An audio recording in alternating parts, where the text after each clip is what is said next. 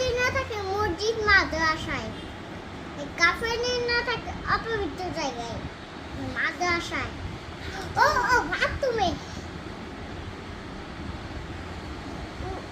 উলঙ্গ হয়ে গোসল করলে ওই যে উলঙ্গ হয়ে গোসল করলে ওই যে কাফের জিন আপনাদের আক্রমণ করতে পারে। এই তিনটা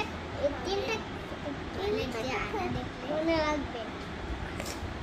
হাত তুমি কোনো ওই যে পাঠ আর চেষ্টা করতে হবে না, চেষ্টা করলে এসে কাফের জিন আক্রমণ করতে পারে।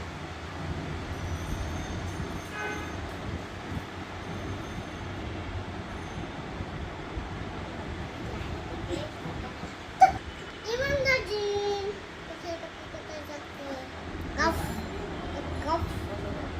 আগে একটা কথা বলছিলাম আগে,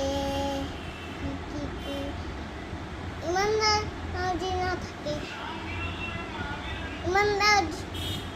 ইমানদার জিন না থাকে মসজিদ মাদ্রাসায়।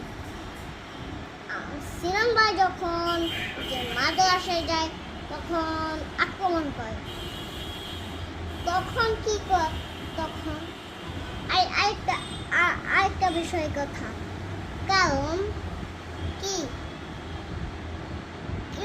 কাফের যে না থাকে অপবিত্র জায়গায় হাতুমে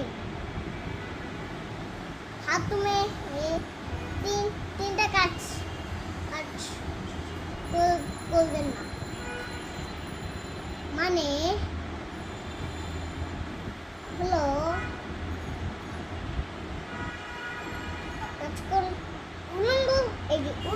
উলঙ্গ হয়ে গোসল করলে কাফের জিন আপনার উপর আক্রমণ করতে পারে। অবশ্যই দুইটা কাজ তোমার ঠিক আমি কাজ শিখি না, এই তিনটা বিষয় ভুলবেন না। ওকে, আবার থেকে শিখবেন। আপনার বাসায় আসে এগুলা শুনবো। ওকে, আমার গাড়িপত্র নেবেন না। এটাকে বলে তিনটা কাজ কি কি ওটা বলেন। কাফের জিনের তিনটা কাজ কি কি? কাফের জিন তো বাথরুমে, এটা তো বলছি। হ্যাঁ, দুই নম্বরটা ইমানদার জিন, আরেকটা ইমানদার জিন, আরেকটা কাফের জিন। হ্যাঁ, তিনটা কাজ কি কি করব না বাথরুমে গিয়ে? বাথরুমে গিয়ে উলঙ্গ হয়ে গোসল করতে পারবা না তো। করব না। তারপরে এই যে আমি যে পিঠে তুলতে পারি না, হ্যাঁ, আমি তো এরকম করে এটা এক নম্বর কারণ। দুই নম্বর কারণ, আর বাথরুমে কি করা যাবে না?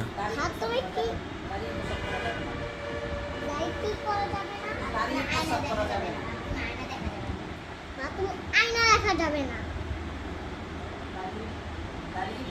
রাহমাতুল্লাহি ওয়া বারাকাতুহু।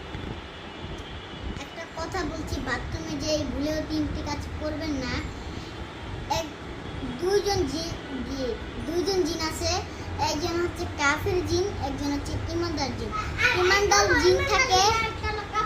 ইমানদার জিনরা মসজিদ মাদ্রাসায় থাকে, আর কাফের জিনরা অপবিত্র জায়গায় থাকে এবং বাথরুমে যে ভুলেও তিনটি কাজ করা যাবে না। প্রথম হচ্ছে বাথরুমে আয়না দেখা যাবে না, দ্বিতীয়ত হচ্ছে বাথরুমে দাঁড়িয়ে প্রস্রাব করা যাবে না, আর তৃতীয়তে উলঙ্গ হয়ে গোসল করা যাবে না।